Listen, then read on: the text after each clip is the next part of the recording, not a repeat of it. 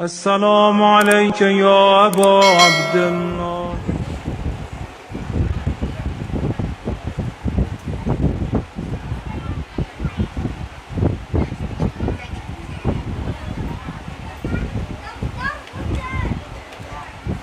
رب اشرح لي صدري.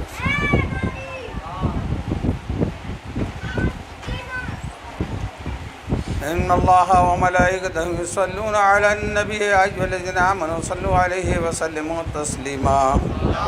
اللهم صل على محمد وآل محمد وأجل فرجهم وأشرنا معهم. سبحان ربك رب العزة عما يصفون وسلام على المرسلين والحمد لله رب العالمين.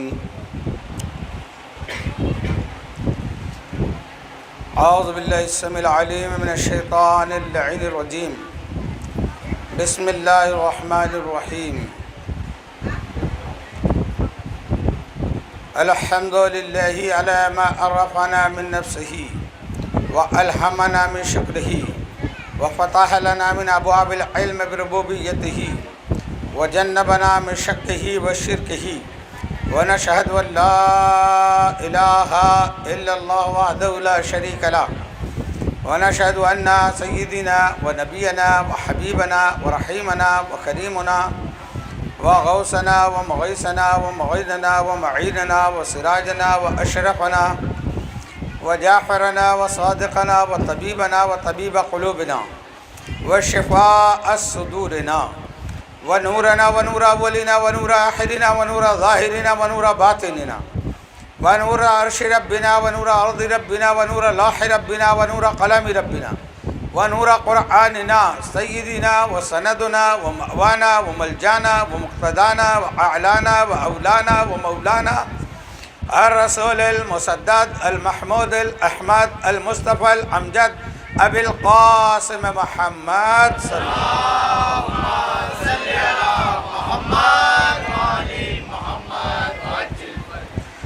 اللهم صل وسلم على سيدنا مولانا محمد الذي كان عليا في الدرجات وفاتما في تطهيرات وحسنا في صفات وشهيدا في تجليات وزين العابدين بعبادات وباقرا في العلم الأولين والآخرين بمعلومات وصادقا في الأقوال وكاظما في جميع أهوال ومتمكنا في مقام رضا وجوادا كفو عند العطاء وهاديا إلى سبيل النجاة وعسكريا مع الغزاة ومهديا إلى طريق اليقين والنجاة.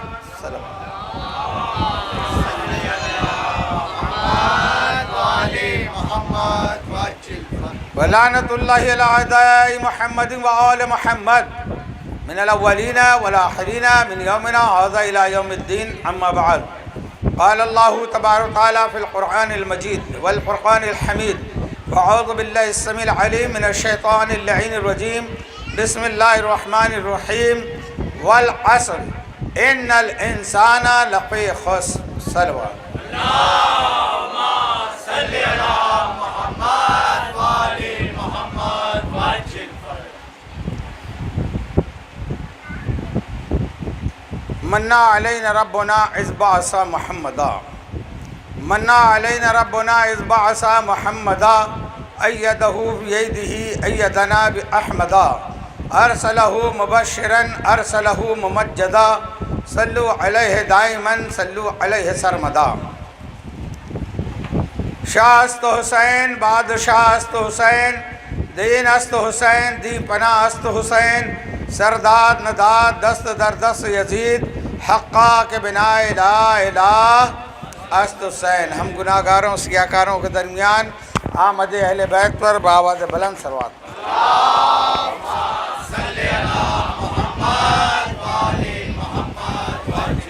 ایک مطلب کچھ شعر ملاحظہ فرمائیں.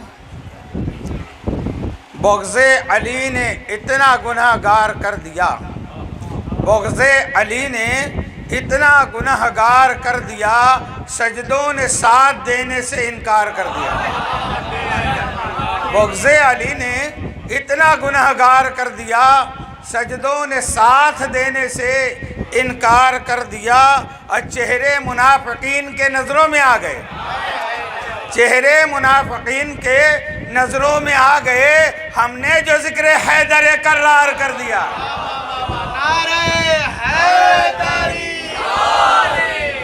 ہم نے جو ذکر حیدر کرار کر دیا، مادر کے شیر باپ کے خون کا اثر ہے یہ، مادر کے شیر باپ کے خون کا اثر ہے یہ، فضل خدا نے شے کا عزادار کر دیا، فضل خدا نے شے کا عزادار کر دیا۔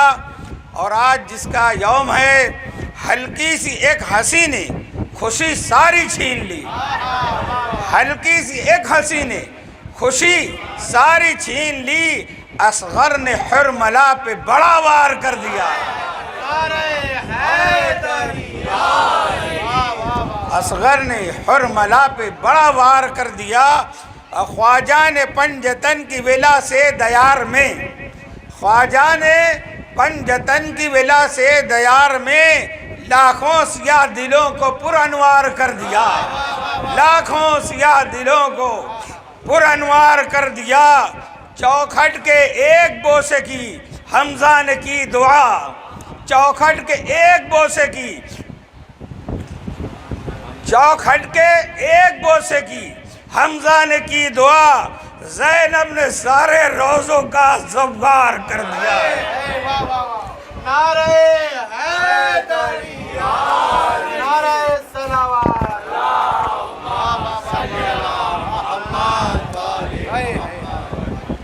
زینب نے سارے روزوں کا زبگار کر دیا۔ عزیزان محترم، شعر پڑھنا شاعری بتانا نہیں ہے، بلکہ یہ پیغام ہے۔ مادر کے سیر باپ کے خون کا اثر ہے۔ یہ جو آج آپ بیٹھے ہوئے ہیں، یہ اپنی ماں کا شکر گزار بنو، شکریہ ادا کرو، ان کا احترام کرو۔ اب باپ کا بھی ویسے ہی احترام کرو، جیسی ماں کا ہے ویسے باپ کا ہے۔ یہ بات اور ہے کہ نبی نے پہلے ماں کا حکم دیا ہے پھر باپ کا، مگر احترام دونوں کا واجب ہے۔ یہ ان کے نیک کردار کا اثر ہے جو آپ مولا کے عزادار ہیں۔ اسی لیے کوئی پیر ہو، کوئی فائدہ دیکھتا نظر آتا ہے، کوئی مولوی ہو کہتا ہے یہ ہماری دعا سے ہوا، ہمارے وجہ سے ہوا ہے، ہماری کرامت ہے یہ، مگر یہ صرف اہل بیت ہیں جو اللہ کو پہچانوانے آئے ہیں۔ ایک شخص چھٹے امام علیہ السلام کی بارگاہ میں پہنچا،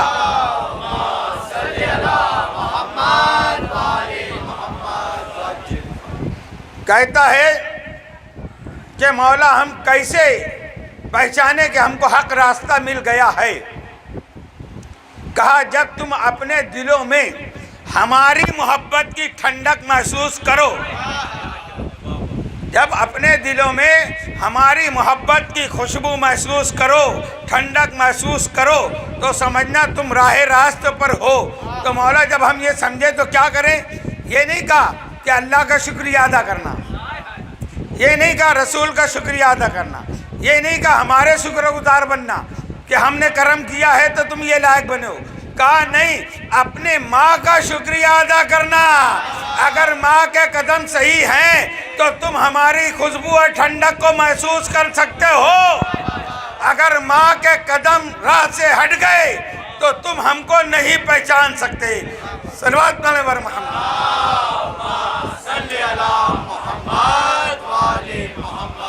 والعصر، قسم ہے زمانے کی، قسم ہے فریاد کو پہنچنے والے کی، قسم ہے نجات کی، قسم ہے نجات دلانے والے کی، قسم ہے زوردار بارش کی، قسم ہے بادل کی، بلکہ میں کہوں گا کہ قسم ہے حیدر کرار کی۔ اللہ کہہ رہے قسم ہے رسول کے اخی مولا کائنات علی ابن ابی طالب کی، ابو طالب کے بیٹے کی، کہ انسان خسارے میں ہے۔ قسم جس کی کھائی جا رہی ہے تو پتہ چلنا چاہیے کہ جس کی قسم ہے، کیوں قسم کھائی گئی ہے، تاکہ تم سمجھو کہ جس کی قسم کھائی گئی ہے ان سے تمہارا رشتہ ایمان ہے یا نہیں ہے۔ کل ہی میں نے بتایا کہ سورہ مائدہ کی 5ویں آیت میں اللہ نے کیا فرمایا؟ وَمَن يَكْفُرْ بِالْإِيمَانِ، کہ جو ایمان سے انکار کرے، ہے نا؟ تو ایمان کیا ہے؟ خندق میں آپ نے دیکھ لیا نا، نبی نے کس کو کہا ایمان ہے؟ یہ مجسم ایمان کون ہے؟ مولا کائنات کی ذات ہے۔ تو جو انسان ایمان سے انکار کرے گا وہ کفر کیا۔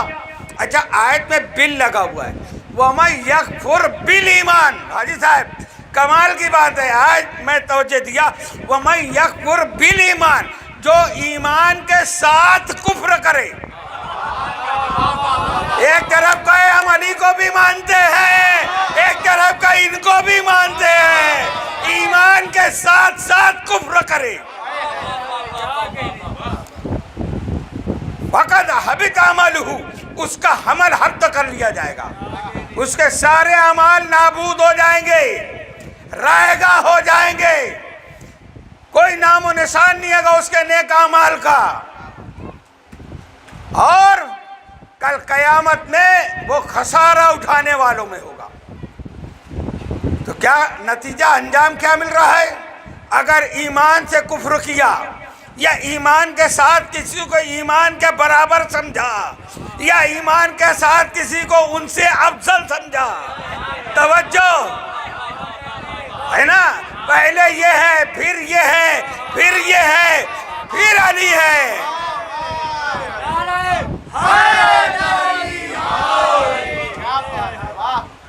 ممبر کی سیڑھیوں پہ نہ رتبے تلاش کر، ممبر کی سیڑھیوں پہ نہ رتبے تلاش کر، معراج میں بتا کہ بلا فصل کون تھا۔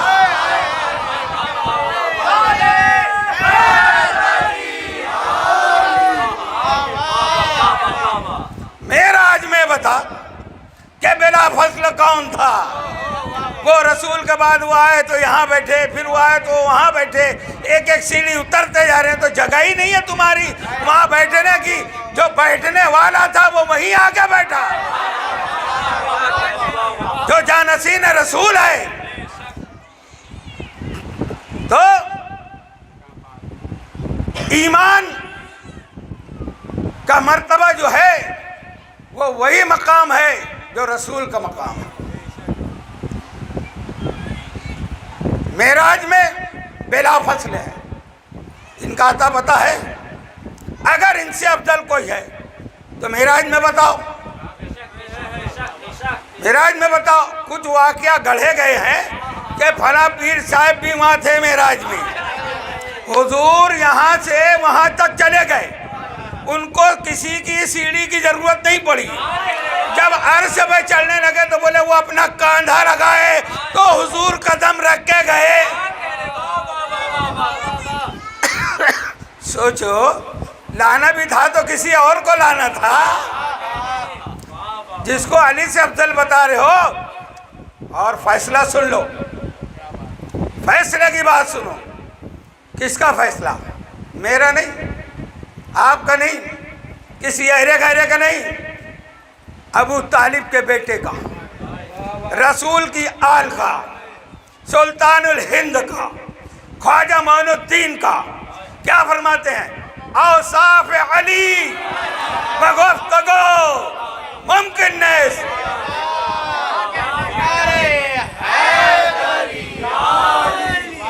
اوصاف علی بگفتگو ممکن نیست، علی کا وصف بیان ہی نہیں ہو سکتا۔ یہ ہم کو ترتیب بتا رہے ہیں۔ جو عالم علم لدنی ہے، جو عالم علم لدنی ہے، زکاتی خیراتی مدرسے کا پڑھا نہیں، نبی کی آل ہے، علی کا لال ہے، شجرہ طیبہ کی ایک بہترین خوشبودار وہ شاخ ہے، وہ پھول ہے، وہ کہہ رہا ہے اوصاف علی بگفتگو ممکن نیست، علی کا وصف بیان ہی نہیں ہو سکتا، تم نمبر بتا رہے ہو۔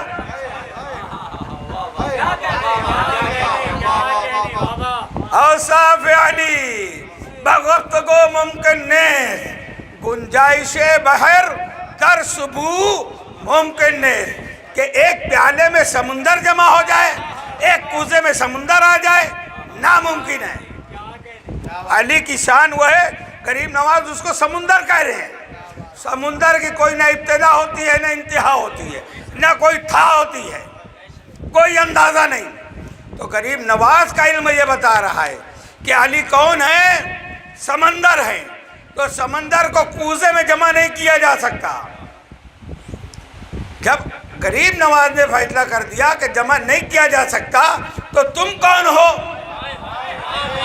جو منصب اور مقام بتا رہے ہو کہ نہیں یہ مقام ہے؟ گنجائش بہر در صبح ممکن نیست. من ذات علی واجبی کے دانم. اب کیا کریں؟ جس نے انا ساگر کو کوزے میں جمع کر لیا ہے وہ کہہ رہا ہے علی کے بارے میں کہ ان کو جمع نہیں کیا جا سکتا. اور پھر کیا کہتے ہیں اپنے علم کے بارے میں؟ من ذات علی واجبی کے دانم، کہ میں جو ہوں بس اتنا جانتا ہوں علی کے بارے میں. کیا جانتے ہیں؟ خواجہ صاحب کیا کہہ رہے ہیں؟ میں مولا کائنات کے بارے میں بس اتنا جانتا ہوں. اللہ دانم. کیا کہہ رہے ہیں؟ من ذات علی واجبی کے دانم اللہ دانم، بس اتنا جانتا ہوں. اللہ دانم کے مثل او ممکن نہیں. علی حق، علی حق، علی حق، علی حق، علی حق، علی حق، علی حق، علی حق. نعرے حیدری. واہ واہ. یہ فیصلہ ہے سلطان الہند خواجہ معین الدین چشتی کا کہ علی کے بارے میں کہتے ہیں مثل او ممکن نیست. مطلب یہ فتویٰ ہے خواجہ کا تا قیامت ہندوستان والوں کو کہ کوئی یہ جرات نہ کرے کہ علی کے برابر کسی کو بتائے، علی سے بڑا کسی کو بتائے.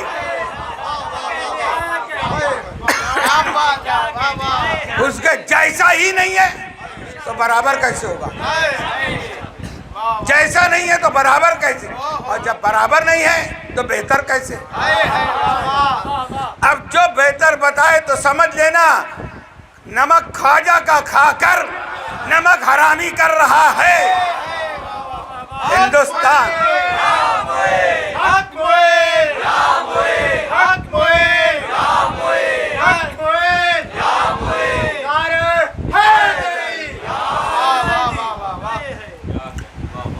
جو ان سے نمک حرامی کرے گا وہ خسارے والوں میں ہوگا، کوئی کسی کی قبر میں نہیں آئے گا. مولیوں کان کھول کے سن لو، آج کے نذرانے قبر میں کام نہیں آئیں گے. ہم بھی اکیلے جائیں گے تو مانو اس کو، تسلیم اس کو کرو جو ہر جگہ کا مشکل کشا ہے. خسارے والے نہ بنو. قرآن پڑھو، قرآن میں غور و فکر کرو. قرآن ہدایت کے لیے آیا ہے، قرآن غور و فکر کے لیے آیا ہے. قرآن صرف طاق پہ اچھی جوتان میں سجانے کے لیے نہیں آیا، صرف بیٹیوں کو جہیز میں دینے کے لیے نہیں آیا ہے. قرآن صرف چومنے کے لیے، دعا کے لیے نہیں آیا ہے. قرآن دکان میں برکت کے پڑھنے کے لیے نہیں آیا ہے. یہ قرآن کا سب دوسرا کام نکال دیے. قرآن آیا ہے ہدایت کے لیے. افلا یتدبرون القرآن. قرآن خود کا اعلان کر رہا ہے کہ قرآن میں غور و فکر کرو. اب مولوی کہہ رہا ہے قرآن مت پڑھو. مت پڑھو کا مطلب نہیں یعنی اس کو سمجھنے کی کوشش مت کرو. زبانی پڑھ لو، ثواب ملے گا. ایک حرف پہ 10 نیکی ملے گی، ایک گناہ 10 گناہ مٹیں گے. یہ ہوگا وہ ہوگا. ساری تلاوت کی حدیث پڑھے گا. یہ نہیں کہے گا کہ قرآن تم سے کیا چاہتا ہے. قرآن جب کھولتے ہو نا تو قرآن بھی دیکھتا ہے کہ میرا پڑھنے والا کون ہے. واحد پھر لاؤں گا، تم کو پیش کروں گا میں.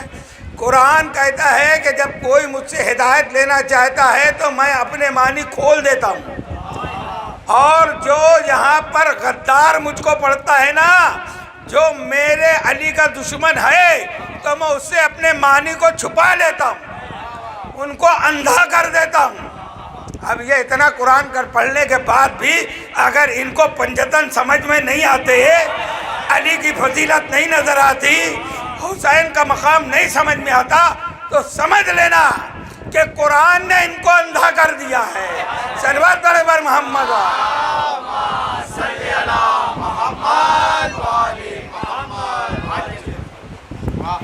قرآن ہے، سورہ انفال ہے، آیت نمبر 45 اللہ قرآن میں کہہ رہا ہے، بسم اللہ الرحمن الرحیم، قد خسر الذین بلقاء اللہ، وہ یقیناً وہ لوگ خسارے میں ہیں۔ کون خسارے میں ہیں؟ بلقاء اللہ، جو اللہ کی ملاقات کے منکر ہیں۔ وما کانوا مہتدین، کہ جو اللہ کی ملاقات کے منکر ہیں وہ لوگ بولتے رہو خسارے میں ہیں۔ کون ہے خسارے میں؟ جو اللہ کی، اب آپ لوگ سوال کرو نا، خالی یہ مت سنو مولانا کو تم مجھ کو مان رہے ہو تو بس سنتے جاؤ، ہاں سوال کرنا چاہیے آپ کو۔ کیا آپ نے تو کہا کہ اللہ جسم نہیں رکھتا؟ یہ تمہارا حق بنتا ہے کہ مجھ سے پوچھو کہ جب اللہ جسمات یہاں سے پاک ہے، وہ نظر ہی نہیں آ سکتا۔ میں نے ایک مجلس میں پڑھ چکا نا، کن تو کنزم مخفیہ، وہ چھپا ہوا ہے، چھپا ہوا رہے گا۔ اب پھر میں بھی آیت پڑھ رہا ہوں کہ جو ملاقات، یقیناً وہ خسارے میں ہے جو اللہ کی ملاقات کا منکر ہے۔ تو تضاد ہو گیا بات میں۔ ملاقات تو جب ہوگی کہ جب وہ دکھے، فرق پڑ گیا نا بات میں۔ یہ ایسے توجہ سے سننا مجھے، یہ تو میں نے خود دوہرا دیا۔ کام آپ کا تھا کہ آپ کہتے کہ جب تم نے کہا اللہ جسم نہیں رکھتا، پھر ابھی ملاقات کی آیت کہاں سے پڑھ دی؟ ہاں، تو قرآن بغیر اہل بیت کے سمجھ میں نہیں آتا۔ قرآن بغیر اہل بیت کے سمجھ میں نہیں آئے گا، کہ وہ بات بھی صحیح ہے، وہ جسمانیات سے پاک ہے، سبحان ہے، وہ چھپا ہوا ہے۔ تو ایسے ماننے والے ہمارے آقا و مولا سیدنا امام جعفر صادق کے شاگرد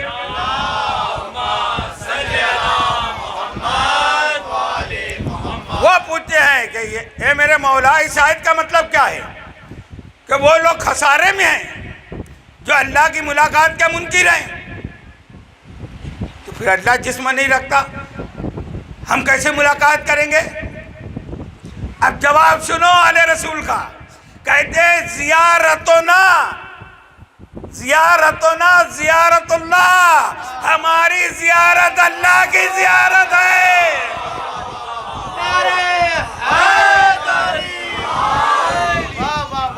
ہماری زیارتنا زیارت اللہ، یہ 14 معصومین کی زیارت اللہ کی زیارت ہے، کیونکہ یہ اللہ کی ذات کا مظہر ہے۔ اللہ کی ذات کا مظہر کون؟ والعصر۔ آج جو اس کی زیارت کا منکر ہوا وہ خسارے میں آ گیا۔ قد خسر الذین بلقاء اللہ، وہ خسارے میں ہے جو زیارت اللہ کا منکر ہے، اللہ کی زیارت کا منکر ہے۔ اب ان کی زیارت کیسے؟ وہ شخص چھٹے امام کے دور میں موجود تھا نا، زیارت کر لی۔ آج کون امام ہمارے سامنے ہے؟ اب کیسے زیارت کریں؟ یہ ان کی جو شبیہ بنتی ہے، اس کی زیارت ان کی زیارت ہے، یہ زیارت ان کی زیارت ہے۔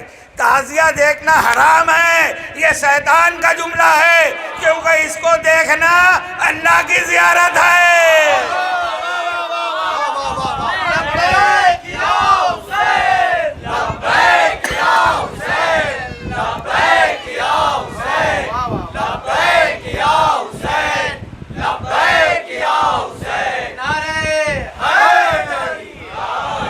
یہ اللہ کی نشانیاں ہیں۔ ایک آیت آپ سن چکے، ان الصفا والمروہ صفا مروہ اللہ کی نشانی ہے، تو صفا مروہ سے آج تمہارا کوئی تعلق نہیں ہے، اور نہ جناب حاجرہ نے ہماری اس امت کے لیے کچھ کیا تھا، اپنے بیٹے کے پانی کی تلاش میں تھے، مگر اللہ نے ان کی ادا کو واجب قرار دے دیا کہ حج کے ارکان میں شامل کیا۔ جب ایک بچے کی ماں دوڑ رہی ہے تو اللہ کو اتنا پسند آئی، تو جب کربلا میں علی اصغر تڑپ رہے تھے تو ان ماؤں کی یاد کو کیا اللہ بھلا دے گا؟ نہیں، ان کی یاد کے لیے تو ایک چشمہ جاری ہوا مکے میں، مگر علی اصغر کے لیے پوری دنیا میں تا قیامت سبیلیں لگ رہی ہے۔ ہے ہماری درس کا کربلا کربلا، حق کا سیدھا راستہ کربلا کربلا، عبادتوں کا رابطہ کربلا کربلا، ہر ایک حر کی رہنما کربلا کربلا، حسینیت کا مدرسہ کربلا کربلا، حسین جس کا بادشاہ کربلا کربلا، نعرہ حیدری! واہ واہ واہ! یہ اللہ کی نشانیاں ہیں، اور اللہ کا قرآن کہتے ہیں وَمَن يُعَظِّمْ شَعَائِرَ اللَّهِ فَإِنَّهَا مِن تَقْوَى الْقُلُوبِ، اللہ کی نشانی کی وہی تعظیم کرتا ہے جن کے دلوں میں تقوی ہے، اللہ کی محبت ہے، رسول کی محبت ہے، اہل رسول کی محبت ہے، تو وہی تعظیم کرے گا۔ اب جو تعظیم نہ کرے سمجھ لینا وہ کون ہے۔ ہر کوئی یہاں مجلس سننے والوں میں کوئی نوجوان نے کہا کہ مولانا نام کیوں نہیں لیتے؟ نام لینے میں کیا حرج ہے؟ بھائی میرے بچے، جب اللہ قرآن میں نام نہیں لیتا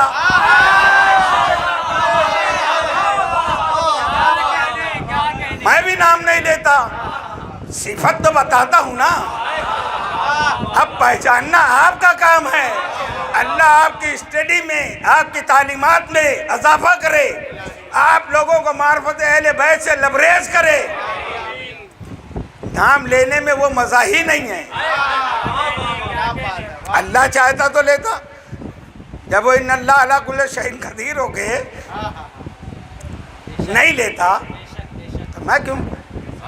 بہرحال اللہ کی نشانیاں، اللہ نے کیا کیا نشانی بتائی؟ صرف یہ نہیں کہا کہ میرے رسول کا نالین پاک وہ اللہ کی نشانی ہے، بے شک نالین پاک کی تعظیم ضروری ہے، سر پہ جو رکھنے کو مل جائے نال پاک کے حضور تو پھر کہیں گے کہ ہم بھی تاجدار ہوئے، مگر نالین کا اسٹیکر لگا کر نالین والوں سے دشمنی کرنا یہ نہیں ہے۔ نال سے محبت، آل سے نفرت، نال سے محبت، آل سے نفرت۔ اگر یہاں نال پاک لگائے ہو تو دل میں آل پاک ہونا چاہیے، اگر دل میں آل پاک نہیں ہے تو نال لگانے کے لیے تم کو پرمیشن نہیں ہے۔ یہ دکھاوا کہ ہم رسول کے اتنے عاشق ہیں، کتنا عشق ہے، یہ 10 دن میں معلوم پڑتا ہے۔ ایسے عاشق تو رسول کے پاس بھی آتے تھے نا۔ قرآن پڑھو نا، سورہ منافقون پورا نازل ہوا ہے، سب جنتی تھے تو وہ کہاں سے آ گئے جو سورہ پوری آ گئی؟ کیا کہہ رہے اللہ؟ بسم اللہ الرحمن الرحیم، اذا جاءک المنافقون قالوا نشہد انک لرسول اللہ۔ کیا کہتے ہیں منافقین جب آتے ہیں؟ اے اللہ کے رسول، یقیناً، بے شک۔ کیا کہتے ہیں؟ اذا جاءک المنافقون قالوا نشہد، یہ انک، یقیناً بے شک، لرسول اللہ، ہم یقیناً بے شک آپ کو اللہ کا رسول مانتے ہیں۔ اللہ نے کہا میرے حبیب یہ یقیناً بے شک جھوٹے ہیں۔ تو یہ جو آئے نا، اسی لیے کہا جو بہت قسم کھاتا ہے نا وہ سب تو بڑا جھوٹا ہوتا ہے۔ اور جو آگے کہے نہیں نہیں یقیناً ہم بہت مانتے ہیں، بے شک ہم مانتے ہیں، جہاں وہ کہے بے شک مانتے ہیں وہیں سے شک پیدا ہو جاتا ہے۔ جو ماننے والا ہے اس کو تاکید کی ضرورت نہیں ہے، اس کو ہم کو یقین دلانے کی ضرورت نہیں ہے کہ ہم مولا کائنات کو مانتے ہیں، ہم پنجتن پاک کو مانتے ہیں، ہم امام علی مقام کو مانتے ہیں، ہم تازیہ کو مانتے ہیں، ہم سبھی کو مانتے ہیں۔ جہاں کہ نہیں بے شک ہم بھی مانتے ہیں مگر، دیکھیے اب یہ بے شک کے ساتھ آگے مگر آ جاتا ہے۔ یہ مگر جو ہے نا وہ مگر ہے کہ ان کا ایمان کھا جاتا ہے۔ ہاں تو اللہ کی نشانیاں کیا کیا ہیں؟ اللہ نے صرف یہی نہیں کہا یہ نشانی ہے، صفا مروہ نشانی ہے۔ اللہ نے قرآن میں کہا صالح علیہ السلام کو اٹھنی بھی نشانی ہے، یعنی جو نبوت کی دلیل بن جائے، نبوت کے سچ ہونے کی جو دلیل بن جائے وہ اللہ کی نشانی ہے۔ اونٹنی تو صرف وہ جناب صالح کے نبی ہونے کی دلیل تھی نا، اللہ کی دلیل تو نہیں تھی، نہیں تھی۔ صالح نبی ہیں، کیا دلیل ہے؟ پہاڑ سے اونٹنی اور اس کا بچہ نکال کے بتاؤ۔ جناب صالح نے دعا کی، پہاڑ سے اونٹنی نکلی، بچہ بھی نکلا، تو نبی نے کہہ دیا دیکھو یہ اللہ کی نشانی ہے، یہ ناقۃ اللہ ہے، یہ ناقۃ اللہ ہے، اللہ کی اونٹنی ہے۔ اونٹنی نکلی ہے پہاڑ سے، مگر نبی کیا کہہ رہے ہیں؟ اور قرآن بھی کہتا ہے سورہ شمس میں کہ ناقۃ اللہ وسقیاہا فکذبوہ فعقروہا فدمدم علیہم ربہم بذنبہم فسواہا ولا یخاف عقباہا۔ یہ ناقۃ اللہ ہے، اس کی تعظیم کرو، اس کو اذیت نہ دینا ورنہ اللہ کا عذاب آئے گا۔ تو اللہ کی اونٹنی جو دلیل بنی صالح کے نبی ہونے کی، وہ تعظیم کے لائق ہو گئی کیونکہ اللہ کی نشانی بن گئی۔ اللہ، ارے یہ تو نبیوں کی بات ہے، جو تم جانور ذبح کرتے ہو نا بقرہ عید پر، جو قرآن، یہ تو کربلا کی ابتدا ہے۔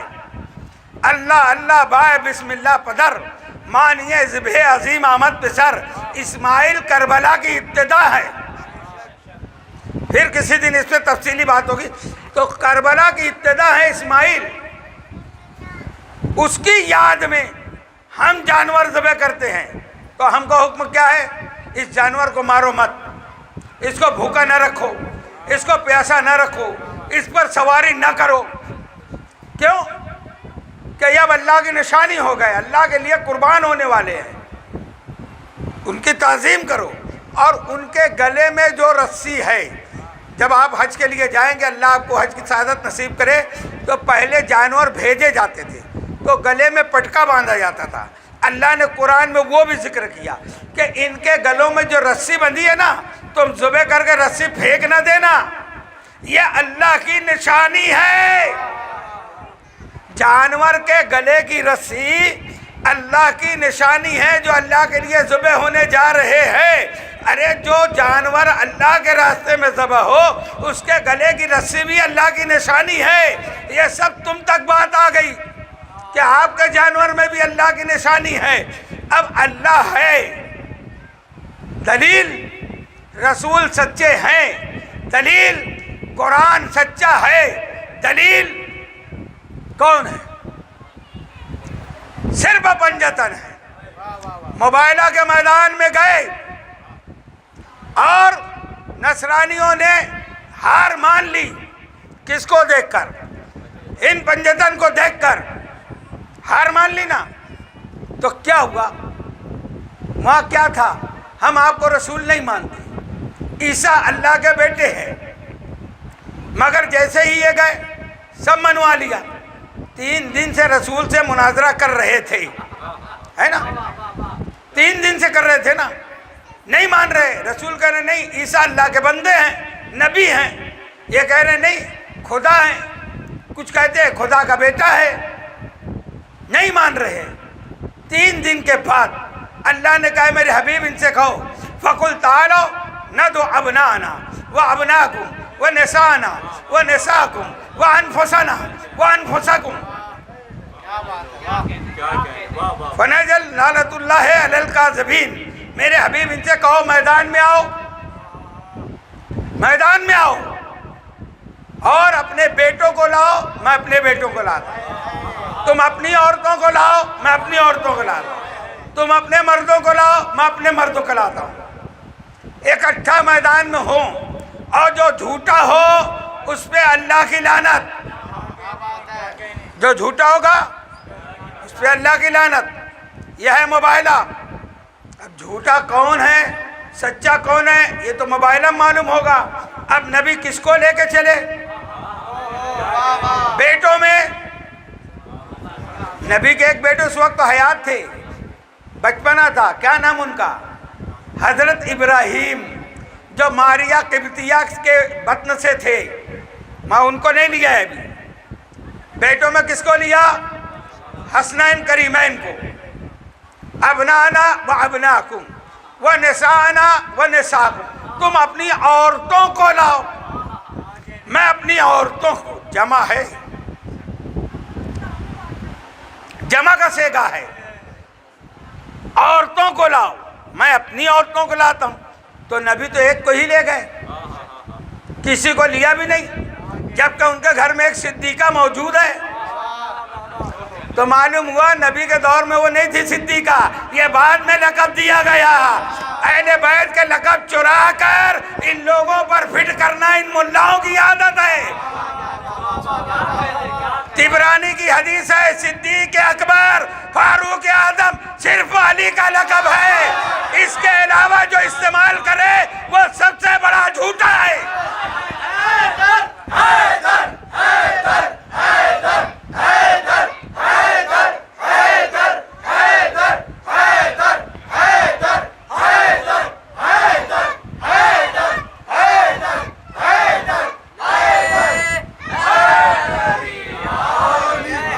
فرمان رسالت ہے، میں اپنی طرف سے نہیں کہہ رہا ہوں. حدیث ہے کہ صدیق اکبر کون ہے؟ بولو. مولا کائنات. فاروق اعظم کون ہے؟ مولا کائنات ہے. تو یہ دونوں شہزادوں کے بعد عورتوں میں کس کو لیا؟ صرف صدیقہ طاہرہ. جبکہ عورتوں جمع کا صیغہ ہے، ایک کو لے گئے، مگر ایک ہے، اور تینوں زمانوں پہ بھاری ہے. عورت کا 3 رول ہوتا ہے، ایک بیٹی کا، ایک ماں کا، ایک زوجہ کا. ایک بیٹی کا، ایک ماں کا، ایک زوجہ کا. پہلے وہ بیٹی ہوتی ہے، پھر زوجہ بن جاتی ہے، پھر ماں بن جاتی ہے. اب یہ نساءنا و نساءکم، اپنی عورتوں کو لاؤ. نبی کہیں گے یہ میری بیٹی بھی ہے، علی کی زوجہ بھی ہے، حسنین کی ماں بھی ہے. صلوات پر محمد و آل محمد.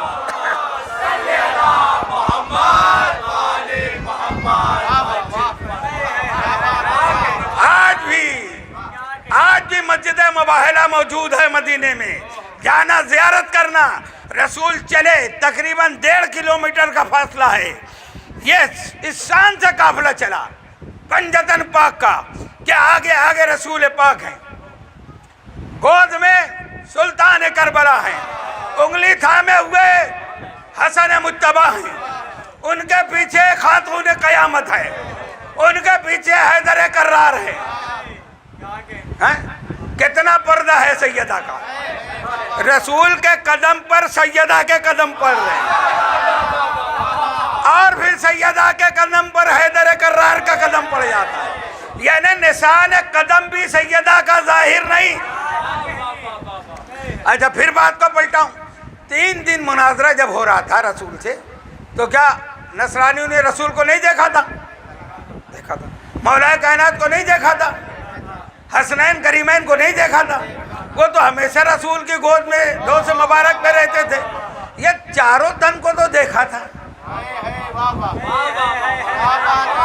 اب جب قافلہ آ رہا تھا اور جب ٹیلے پہ کھڑا ہو کر ان کا پادری عاقب دیکھ رہا ہے کہ کون کون آ رہا ہے، تو دیکھتا ہی کہتا ہے اے میرے قبیلے والوں، میری قوم، ہار مان لو،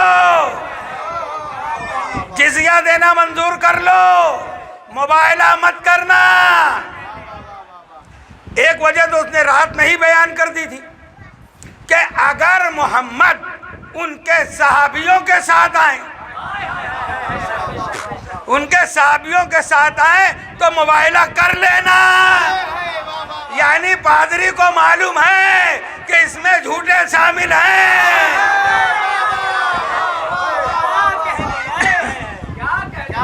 کیسا سچا؟ 40 سال بوت پوجنے کے بعد سچا بنا وہ نہیں، وہ سچوں کی ضرورت ہے جو پیدا ہی سچ میں۔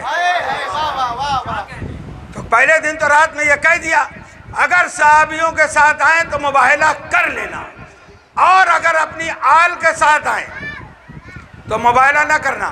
مگر جب دیکھا جیسے قافلے کو، جب پنجتن کو دیکھا تو رسول کو پہلے دیکھ چکے تھے، حسنین کو دیکھ چکے تھے، مولا علی کو دیکھ چکے تھے، آج کیا دیکھا تو نے؟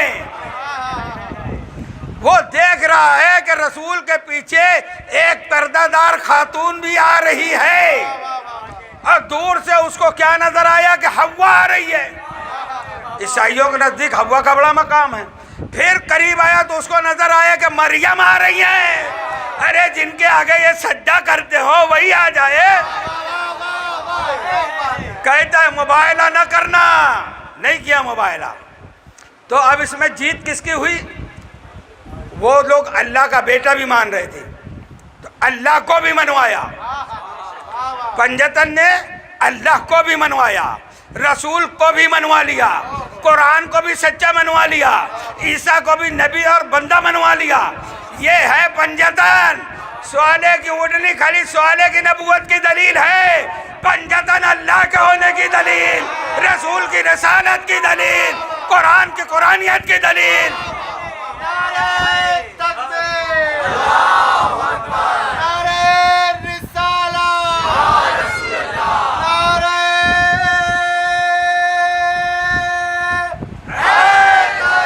علی۔ یہ ہیں منوانے والے سب کو۔ ملاؤ قرآن کی بات کرو تو ان کا احسان، اللہ کی بات کرو تو ان کا احسان، رسول کی نعتیں پڑھو تو ان کا احسان، دین کو اگر سچ منوانا ہے تو ان کا احسان۔ ان کو چھوڑ کر بچا کیا ہے؟ ان کو چھوڑ دو تو پھر قد خسر الذین، تم یقیناً خسارے میں رہو گے۔ بلقاء اللہ، اللہ کی زیارت کا انکار کر رہے ہو۔ پنجتن کی زیارت کرنا اللہ کی زیارت ہے، اہل بیت کی زیارت کرنا، یہ 12 امام 14 معصوم کی، ان کی زیارت اللہ کی زیارت ہے۔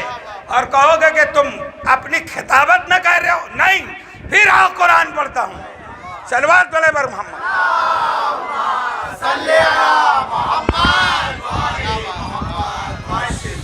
29واں پارہ ہے، سورہ قلم ہے۔ سورہ قلم میں اللہ ارشاد فرما رہا ہے بسم اللہ الرحمن الرحیم وَيَوْمَ يُكْشَفُ عَنْ سَاقٍ وَيُدْعَوْنَ إِلَى السُّجُودِ فَلَا يَسْتَطِعُونَ۔ یوم غدیر میں تو کہہ دیا الیوم، اب یوم آئے تو تم کو سمجھ جانا چاہیے نا کون سا دن۔ یوم نماز پڑھتے ہو نا، 17 واجب رکعت میں ہم کہتے ہیں نا مالک یوم الدین، حشر کا دن، نشر کا دن، حساب کتاب کا دن۔ اب قرآن میں کہہ رہے اللہ یوم، قیامت کا دن، یکشف عن ساق،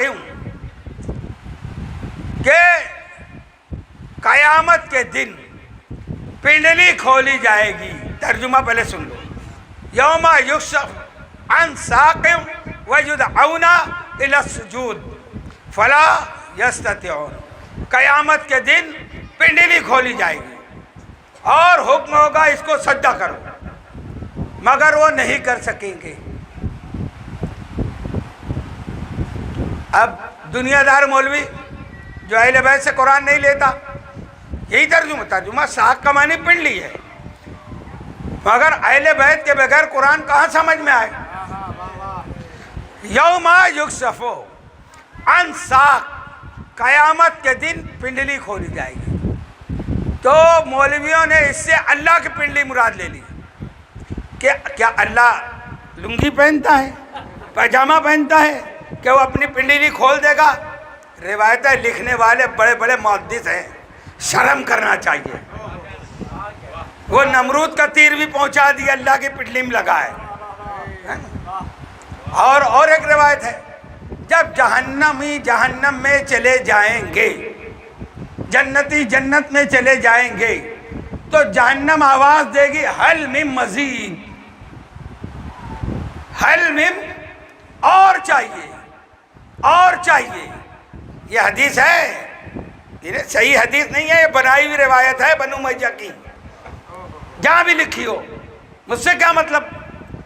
کہتے ہیں جب جہنم کہے گی اور چاہیے تو اللہ اپنا پیر جہنم میں ڈال دے گا۔ یہ ہے ان کی توحید۔ یہ اہل بیت کو چھوڑنے کا نتیجہ دیکھو، اللہ کو پیر والا بنا دیا۔ جب پیر ہے تو پورا جسم ہے نا؟ ہم جسم والا مانتے ہی نہیں۔ تو یہ جہنم میں جب ان کا خدا ہی چلا گیا، ایک بات پوچھتا ہوں میں، تو پھر ان کو جنت کا خواب کہاں سے نظر آ رہا ہے؟ ضرورت رہے گی جہنم کا پیٹ بھرنے کی تو اللہ ان کو ہی نہیں ڈال دے گا؟ قد خسر الذین والے جو علی کے منکر ہیں، اللہ اپنا پیر ڈال دے گا تو جہنم کہے گا بس بس۔ اچھا اب بتاؤں میں حقیقت کیا ہے؟ اب یہ اہل بیت بتائیں گے۔ کوئی اہل بیت کا دشمن مدینے میں مر گیا تھا، میں نام نہیں بتاتا اسی لیے، مدینے میں مر گیا تھا، 3 دن میت پڑی تھی، 3 دن میں اس کا ایک پیر کتے کھا گئے،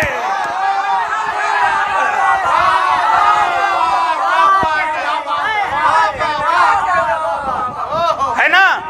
تو اب وہ گیا جہنم میں، تو جہنم کری حل من مزید، یعنی پورا چاہیے، یہ ادھورا آیا ہے۔ صلوات پر محمد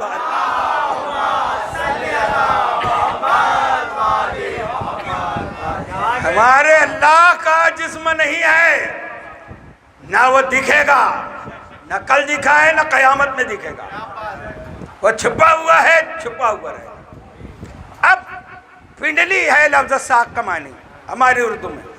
اب اس کو جب تلاش کیا گیا تو اہل بیت نے سمجھایا، یہ پنڈلی جو ہے نا، جب ہم کھڑے ہوتے ہیں تو یہ اپنی طاقت و قوت پہ ہمارے پورے جسم کا بوجھ سنبھالتی ہے۔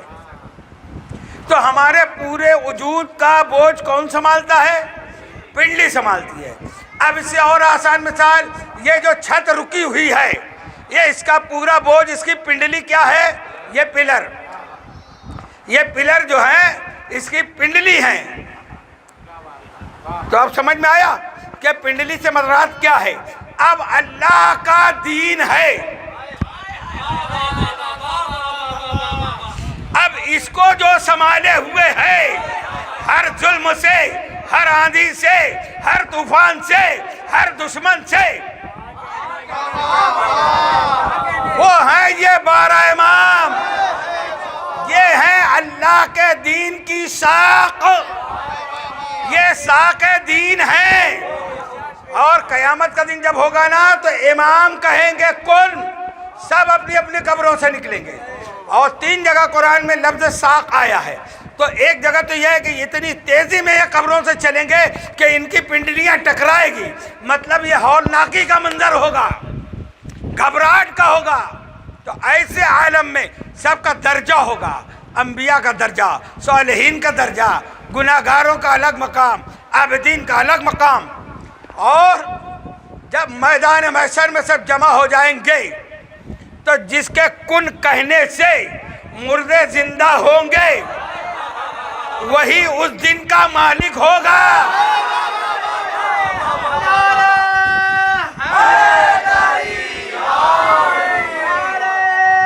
خیبری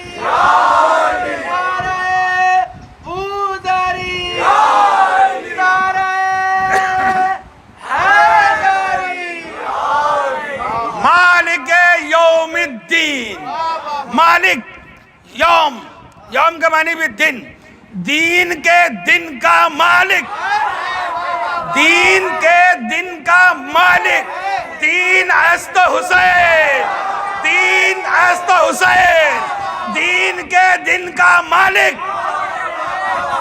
लब्बैक या हुसैन, लब्बैक या हुसैन, लब्बैक या हुसैन, लब्बैक या हुसैन।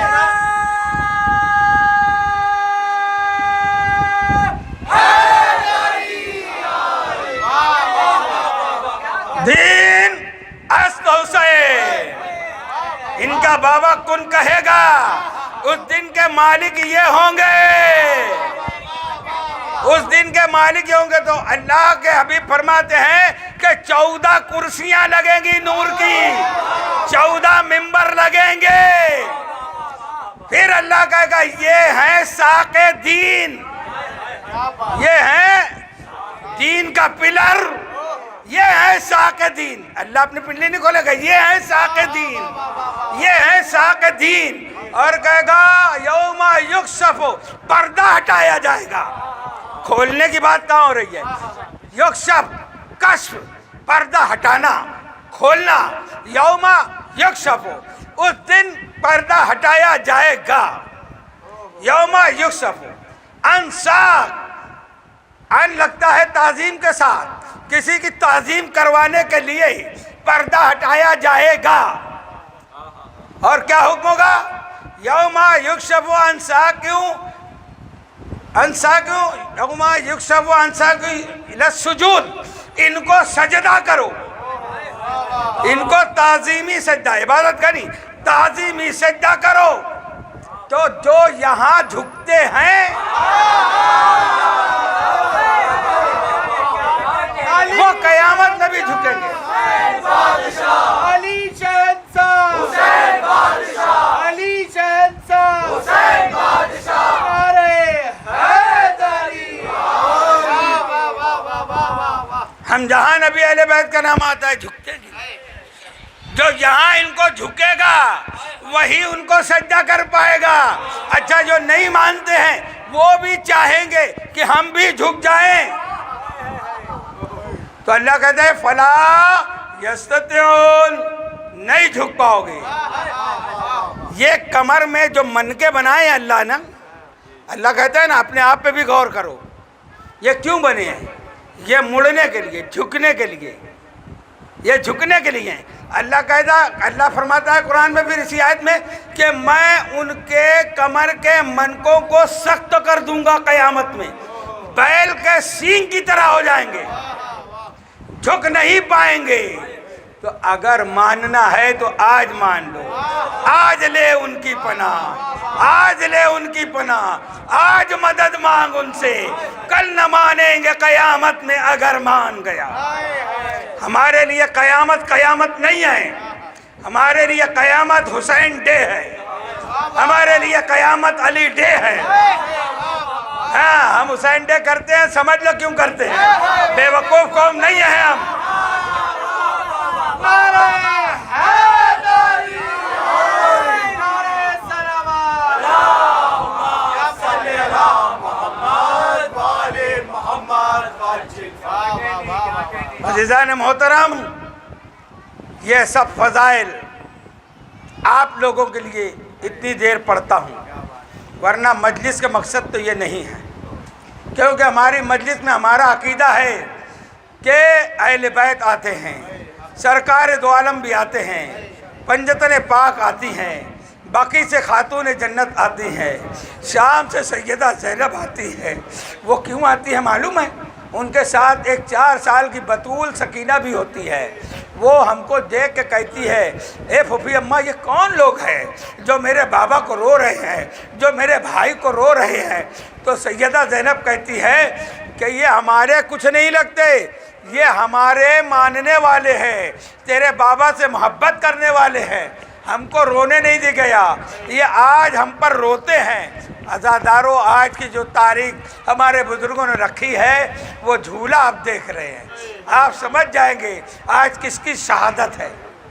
शहादत तो सबके 10 को हुई है, مگر بالخصوص آج ان کا دن منایا جاتا ہے کہ یہ شہزادہ کچھ روز کا جب کربلا کے لیے چلا مدینے سے، اور جب کربلا میں پہنچے ہیں جناب علی اصغر علیہ السلام، تو ان کی عمر 6 مہینے کی تھی۔ شب عاشور جب امام علی مقام علیہ السلام نے خیموں کا دورہ شروع کیا تو ہر خیمے میں جا رہے ہیں، کیا دیکھ رہے ہیں کہ لیلا علی اکبر کو تیار کر رہی ہیں، بیٹا آج میں تمہارا جی بھر کے دیدار کر لوں، کل یہ چہرہ خاک و خون میں گلتا ہو جائے گا۔ زینب اپنے اون محمد کو تیار کر رہی ہیں کہ دیکھو تم جعفر طیار کے پوتے ہو، حیدر کرار کے نواسے ہو، کل ایسی جنگ لڑنا کہ مجھے نہ کہنا پڑے، دشمن کہے کہ تم کون ہو۔ ہر ایک ماں اپنے بیٹے کو سمجھا رہی ہے، اور دیکھتے دیکھتے ام فروہ کے خیمے میں گئے تو دیکھتے ہیں کہ ام فروہ کہہ رہی ہے بیٹا قاسم تمہارے بابا نہیں ہے، بابا کی طرف سے تم کو قربانی دینا ہے۔ اور جب اس خیمے سے آگے بڑھے نا میرے مولا تو کیا دیکھتے ہیں کہ ایک ضعیفہ کھڑی ہے، ایک ضعیفہ کھڑی ہے جس کے بال سفید ہو گئے ہیں۔ میرے مولا بڑھ کے کہتے ہیں اماں فضہ السلام علیکم، اماں فضہ تم پر میرا سلام۔ جناب فضہ کی آنکھوں میں آنسو دیکھا امام نے، کہا اماں کیوں روتی ہو؟ کہا حسین آپ سب خیمہ دیکھ کے آ رہے نا، کل کا دن جو ہوگا ہر ماں ہر بہن اپنے بھائی کو، ہر ماں اپنے بیٹے کو قربان کرنے کے لیے تیار کر رہی ہے۔ اے میرے مولا میرا بھی کوئی بیٹا ہوتا میں بھی آپ پہ قربان کرتی۔ میرے مولا حسین کہتے ہیں اماں میں تم کو اماں کہتا ہوں نا، جب کل میں رخصت ہونے لگوں گا نا تم مجھے اپنا بیٹا سمجھ کر رخصت کرنا۔ خدا کسی غم میں نہ رلائے سوائے غم مظلوم کربلا کے۔ ان سے ملنے کے بعد میرے مولا ایک خیمے میں گئے۔ یہ خیمہ کس کا ہے عزادارو؟ یہ خیمہ ہے جناب رباب کا۔ رباب کو کیا دیکھا امام علی مقام نے کہ رباب جھولا بھی جھلا رہی ہے اور رو بھی رہی ہے اور بات بھی کر رہی ہے اصغر سے، اے میرے لال کاش کہ تو اتنا بڑا ہوتا، اے لال کاش کہ تو 2 سال کا بھی ہوتا تو میں تجھے گھٹنیوں کے بل بھیج دیتی کربلا کے میدان میں۔ اللہ اکبر۔ جناب امام علی مقام نے جب یہ منظر دیکھا نا تو آگے بڑھ کے جناب رباب سے کہا رباب کیا ہوا؟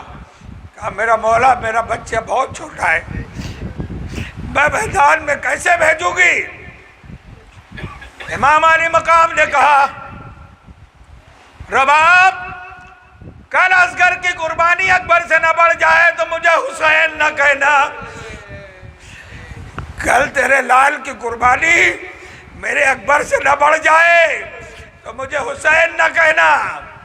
زیادہ رو رات گزر گئی، دوسرے دن جب اہل بیت کی باریاں شروع ہوئی وہ وقت آیا کہ مولا عباس نہر کے کنارے بازو کٹا چکے اور محمد کے لاشے خیمے کے پاس آ چکے، علی اکبر برچھی کھا کے جنت کو سدھارے، کوئی نہیں ہے کربلا کے میدان میں، میرا مولا اکیلا کھڑا تنے تنہا ہے۔ ایسے عالم میں خیمے پہ آئے، کہا رباب لا مجھے علی اصغر کو دے دو۔ رباب علی اصغر کو امام علی مقام کے ہاتھوں پہ دیتی ہے۔ کہا مولا میں تو بہت دیر سے انتظار میں تھی کہ آپ اصغر کو کب لے کے جائیں گے۔ جیسے ہی امام نے لیا میدان کربلا کی طرف 10 قدم چلے، رباب دوڑ کے آگے کھڑی ہو گئی، مولا مجھے بچے کو دے دو۔ امام نے کہا کیا ہوا؟ ارادہ بدل گیا؟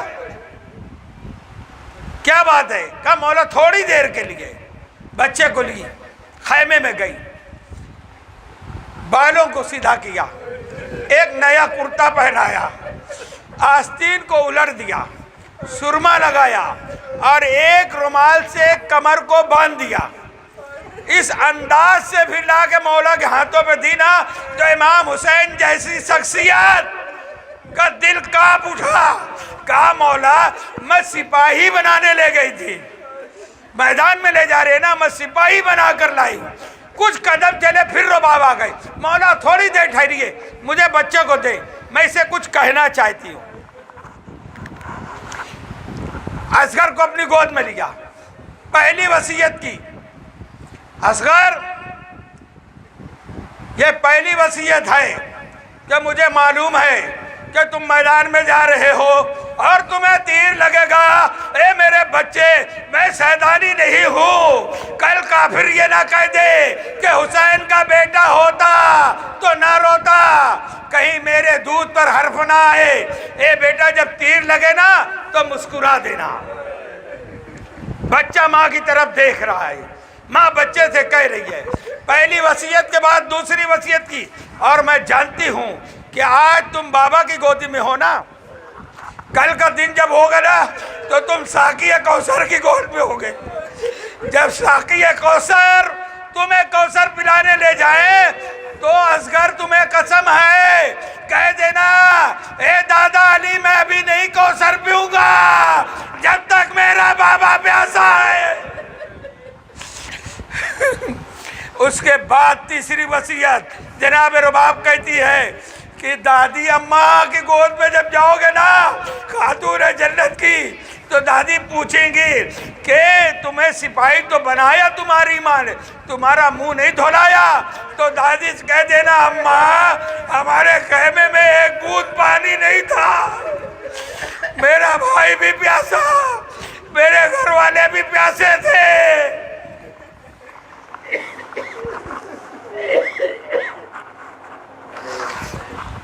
امام کو دے دیا, وصیت کر کے دے دیا, اور امام لے کے میدان کربلا میں آئے. یزیدیوں کے سامنے امام اپنے ہاتھوں پر علی اصغر کو لے کے کہتے ہیں, دیکھو یہ کئی دن کا پیاسا ہے, اس نے تمہارا کچھ نہیں بگاڑا ہے, خدا کے واسطے اس کو پانی پلا دو. اگر مجھے نہیں دیتے آپ اپنے ہاتھوں سے پلا دو. نہیں پلاتے, تم کو یقین نہیں آتا تو میں حجت تمام کروا دوں. بچے سے کہا, بچے تو اپنی پیاس کی حجت تمام کر کہ تو پیاسا ہے. ایک مرتبہ ننھے علی اصغر نے زبان نکال کر ہونٹوں پہ جب پھیری نا تو یزیدی منہ موڑ کر رونے لگے. جب یزیدی فوج رونے لگی تو عمر سعد ملعون کتے نے کہا کہ اگر یہ عالم رہا تو معاملہ بدل جائے گا. فوراً حرملہ سے کہا, حرملہ تو اتنا بڑا تیر انداز کس دن کے لیے ہے, فوراً اس بچے کا کام تمام کر. ایک روایت میں ہے کہ یزیدیوں کے لیے امام نے علی اصغر کو زمین پہ رکھ دیا, تپتی ہوئی ریت پر رکھا کہ تم پانی پلا دو. نہیں, فوراً امام نے اٹھا لیا. کیوں اٹھا لیا؟ کہ کہیں یا دوسرا زمزم نہ جاری ہو جائے. حرملہ نے تیر جوڑا. تصور میں اپنے آپ کو کربلا میں رکھیے کہ امام علی مقام کی گود میں جناب علی اصغر لیٹے ہوئے ہیں, بات جاری ہے. ادھر حرملہ نے تیر کو کمان میں کھینچنے کے بعد گھٹنے کو زمین پہ رکھا کہ علی اصغر کی طرف تیر چلائے. مگر علی اصغر کی جو ماں تھی نا, تو ان کی ماں کو ان کے باپ نے تیر اندازی سکھائی تھی. ادھر خیمے کے دروازے سے جناب رباب دیکھ رہی تھی کہ اس کے تیر کا نشانہ کدھر ہے. پہلے تیر کا نشانہ لیا, ہاتھ سے تیر چھوٹ گیا.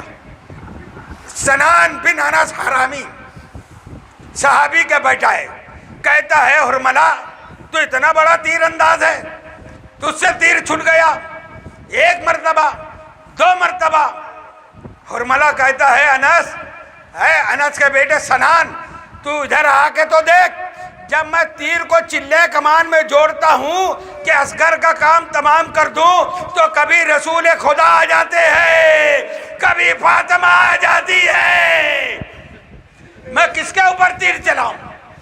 سنان نے حرملہ کے چہرے پہ ہاتھ رکھ دیا, کہا جو بھی نظر آئے تیر چلا دے. اب جو انداز سے تیر چلنا تھا تو وہ تیر آ کے امام کے گلے میں لگتا.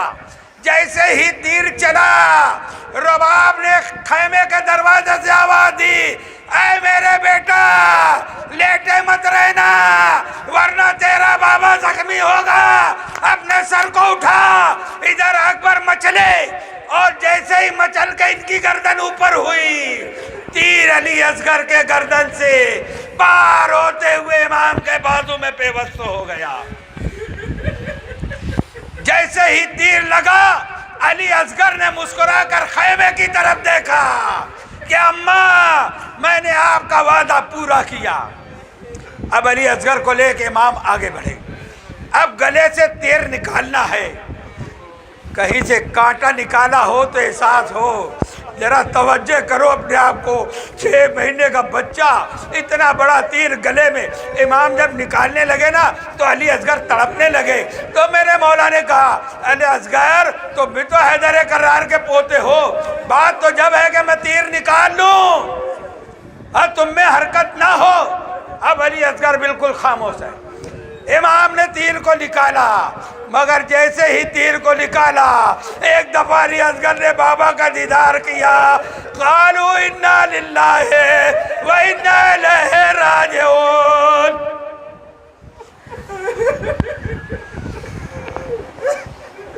اب گود میں لے کے چلے خیمے کی طرف، وہی عمل ہم روز عاشورہ دہراتے ہیں کہ امام ایک مرتبہ خیمے کی طرف بڑھتے، کہتے قالو انا للہ و انا الیہ راجعون، قدم پیچھے لیتے تو دعا کرتے، پھر آگے بڑھاتے، پھر انا للہ پڑھتے۔ یہ عمل کرتے ہوئے جب خیمے پہ پہنچے ہیں تو سکینہ سمجھ رہی تھی کہ اصغر تو بھیا میرے سے چھوٹا ہے نا، مجھ کو نہیں دیا پانی، اتنے چھوٹے بچے کو تو کوئی بھی پانی پلا دیتا ہے۔ اللہ اکبر۔ امام اپنے ابا کے دامن میں چھپا کے لے کے گئے تھے، جب پلٹا نا تو ساری بیویوں میں کوہرام مچ گیا۔ ذوالفقار سے ایک ننھی سی قبر کھودی امام نے، ذوالفقار بھی رونے لگی کہ مولا کیا میں اس دن کے لیے تھی کہ میں اصغر کی قبروں بناؤں؟ اس قبر میں اصغر کو لٹایا، قبر کو بند کیا، اصغر جاؤ اب حشر کے دن ملاقات ہوگی۔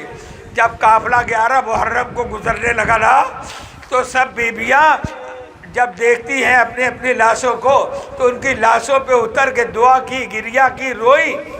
تو رباب کی ماں اصغر کی ننھی سی قبروں پہ آ کے بیٹھی، کچھ کہا نہیں، کچھ کہا نہیں، خالی ایک کام کیا۔